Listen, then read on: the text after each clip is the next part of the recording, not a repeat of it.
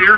It's a little bit taller than the older one. The old one has now been torn down and sent to Branson, Missouri, making it part of a grand Chicago tradition of sending our old Ferris wheels to Missouri, along with all the sewage. First really large Ferris wheel ever built was the one for that World's Fair in 1893. That one was eventually sent to St. Louis for their World's Fair. My great-great-grandfather rode it while it was there, loved it so much he became a carny for 5 years. Such was the magic of the Chicago Ferris wheel. The Navy Pier has really stepped up their game over here. When I first worked there out of college, there was all the same stuff that you find at every other tourist destination in every other city. Now they've got a lot more Chicago-specific stuff there. Giordano's, Harry Carey's, DMK Burger Bar, Goddess and the Baker. In fact, the two places in there, at DMK and at the Billy Goat Tavern, you can try the real Chicago treat, which is a drink called Jepson's Malort. This is a drink you get in old-school Chicago bars. It's a liqueur that tastes like, have you ever get a root canal? You know that taste in the back of your throat during a root canal? That is mix that with loneliness, and that is the taste of Jepson's Malort. I'm going to duck down for a little bit because we're just about to turn around. I know everybody's going to want to get a shot of the skyline here. This is just about the best view in the city right here. You don't want me messing up your photos, so I'll duck down for a minute.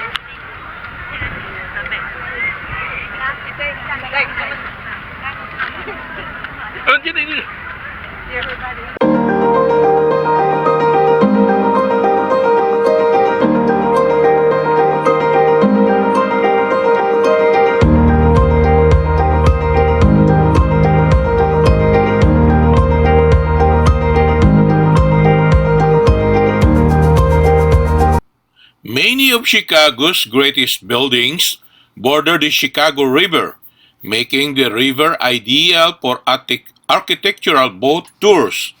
There are several popular river cruises you can choose from. Most either start near the Michigan Avenue Bridge or Navy.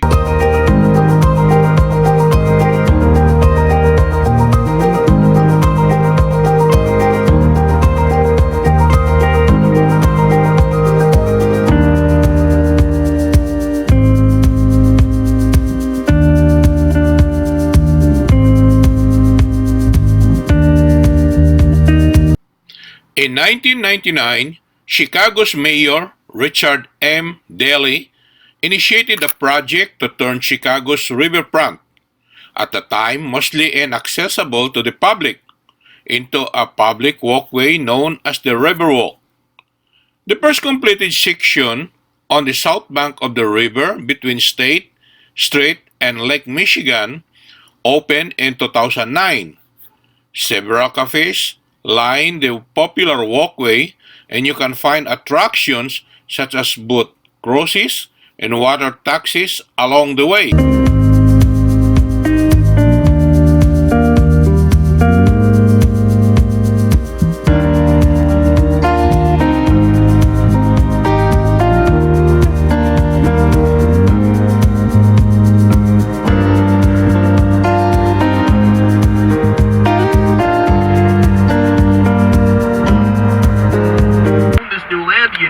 But that it was his own independent country of which he was the emperor.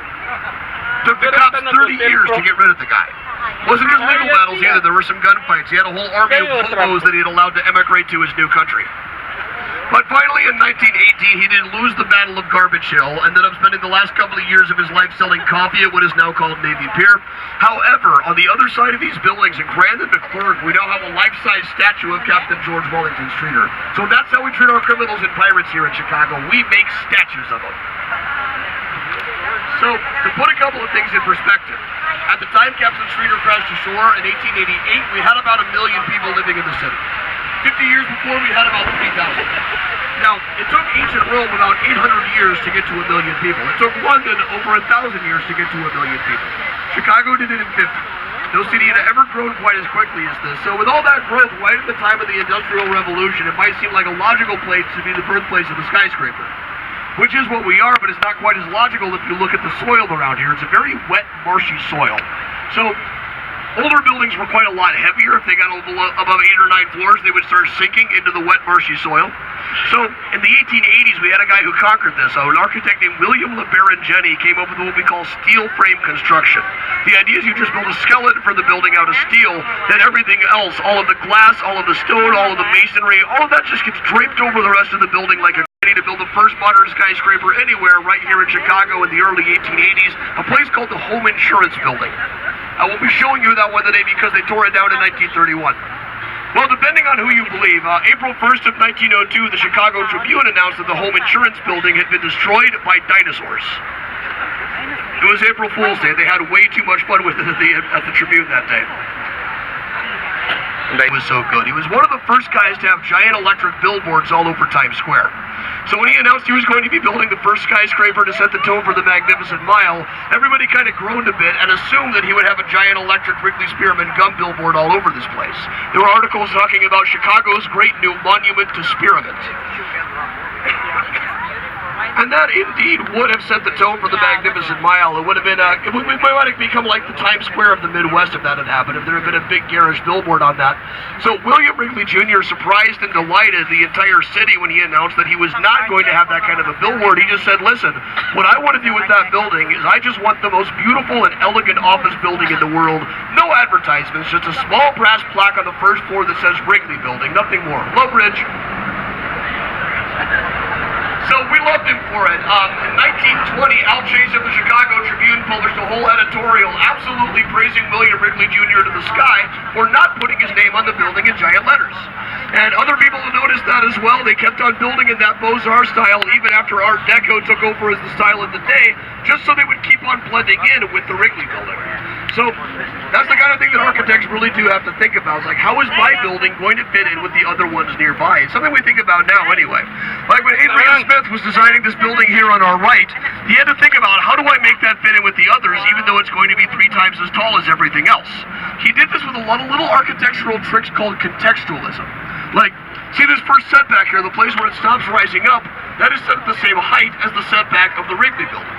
Second setback up is set at the same height as the black building that's it's kind of being covered up right now and it's about to be in view. And the setback on the left is set at the same height as these 2 corncob buildings coming up beyond that.